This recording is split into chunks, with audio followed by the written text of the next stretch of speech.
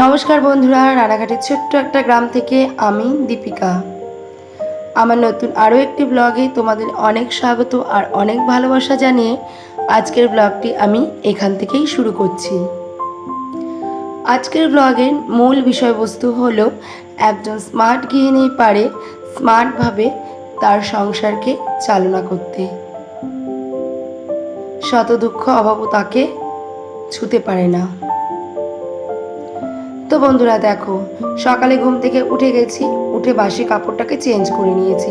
এখন যেহেতু পুজো দেওয়া নেই, তো সকালবেলা ঘুমের থেকে উঠে কিন্তু বাসি কাপড়টা চেঞ্জ করে আমি অন্যান্য সমস্ত কাজে হাত দিই, কারণ ওদিকে মেশিনটা চালাতে হয়, আবার গাছে জল দিতে হয়।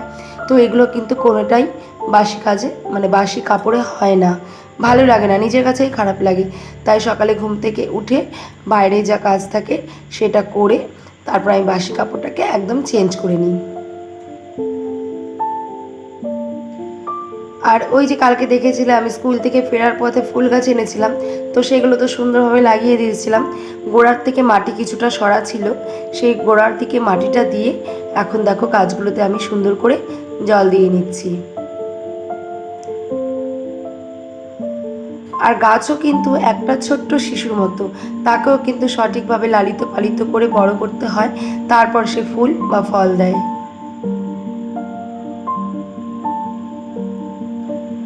আর আমার তো ভীষণই ইচ্ছে ছিল ছাদ বাগান করার, তো যাই হোক আস্তে আস্তে ফুল গাছ লাগিয়ে ছাদটাকে ভরার চেষ্টা করছি। আর জানো তো, বেশিরভাগই না ফল গাছও অবশ্যই লাগাবো, কিন্তু আমার এখন শখ যে ফুল গাছ লাগাবো এবং সেই ফুল আমার নিজের গাছের ফুল আমি নিজে হাতে ছিঁড়ে গোবিন্দর চরণে দেব। এটা আমার ভীষণ একটা মনের ইচ্ছা আর মনের শখ বলতে পারো। জানি না গোবিন্দ কবে সেটা পূরণ করবে। আমার ছাদ বাগান জুড়ে অনেক ফুল হবে এবং সেই ফুল তুলে আমি গোবিন্দকে মন ভরে পুজো দেব। এখানে অপরাজিতা ফুল গাছটা লাগিয়েছিলাম, নীলকণ্ঠ, ডবল পাপড়ির নীলকণ্ঠ। তো সেটাকে একটা কঞ্চির লাঠি দিয়ে বাড়িয়ে দিলাম, যাতে গাছগুলো ভালো মতো বেয়ে বেয়ে ওঠে এবং সেই বাউনি দিয়ে ওই বাঁশ গাছের যে চারিদিকে পাতা ডাল কাণ্ড সেইগুলো দিয়ে যেন সুন্দর করে বেয়ে বেয়ে ওঠে এবং গাছটাও যেন ভালো হয়। আর আজকে দেখো আমার ছাদের গাছে দুটো টগর ফুল ফুটেছে, তিনটে। ছাদে উঠতে পুরো টগর ফুলের গন্ধে পুরো ছাদটা যেন মম করছিল। দেখো কি সুন্দর হয়েছে ফুলগুলো, দেখে তো আমার ভীষণ আনন্দ হচ্ছে।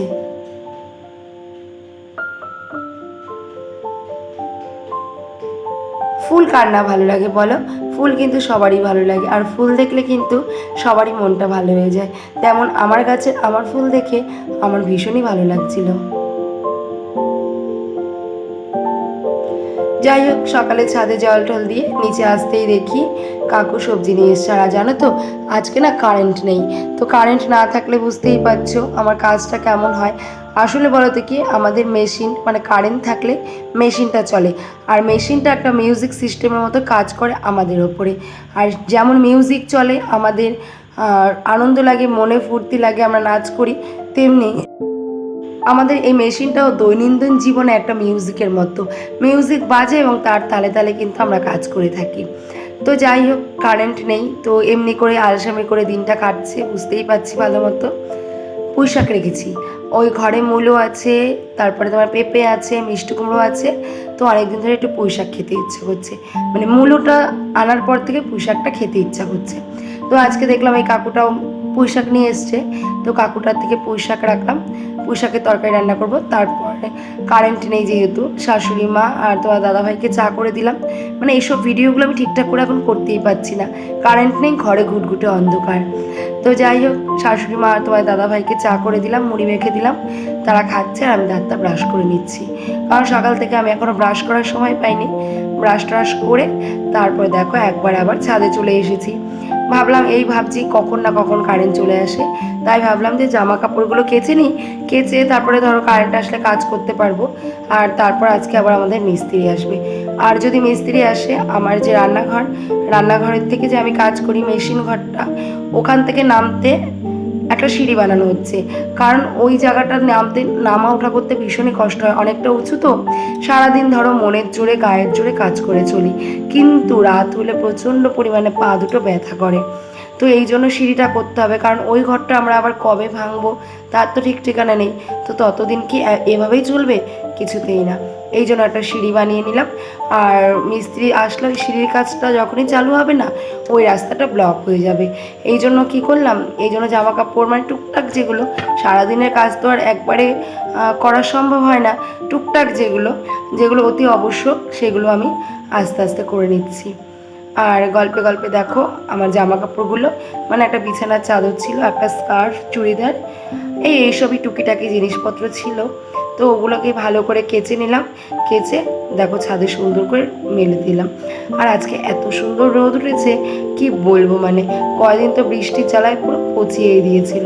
তো দেখো সুন্দর করে কিন্তু আমি জামা কাপড়গুলো মেলেও দিলাম।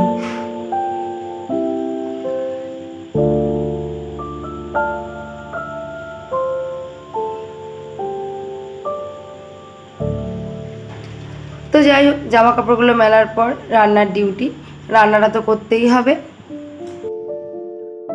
আর প্রথমে আমি ভাতটা বসাবো, তার জন্য দেখো উনুনটাকেও ধরিয়ে নিচ্ছি।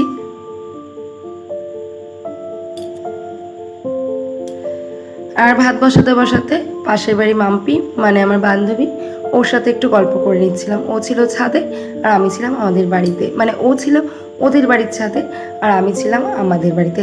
আর আজকে যেহেতু কারেন্ট নেই, কারেন্ট না থাকলে জমিয়ে কিন্তু কিছু হোক বা না হোক গল্পটা হয়। কারণ ওই যে আমাদের এখানে তো সবাই মেশিনের কাজ করে, ছেলে মেয়ে সবাই কাজ করে, সবাই উভপক্ষে স্বামী স্ত্রী দুজনেই কাজ করে। অ্যাকচুয়ালি বলো তো কি, দুজনে কাজ করলে একটু ভালো মতো চলা যায়, ভালো মন্দ খাওয়া যায়, এটাই আর কি। তো যাই হোক, এখানে সবাই কাজে ব্যস্ত হয়ে পড়ে। আর সবার বাড়িতে বাড়িতেই না, আমাদের যেমন মেশিন, এখানে সবার বাড়িতে বাড়িতেই মেশিন। তো সবাই আমাদের এখানে তাঁতের ব্যবসাটাই বেশি।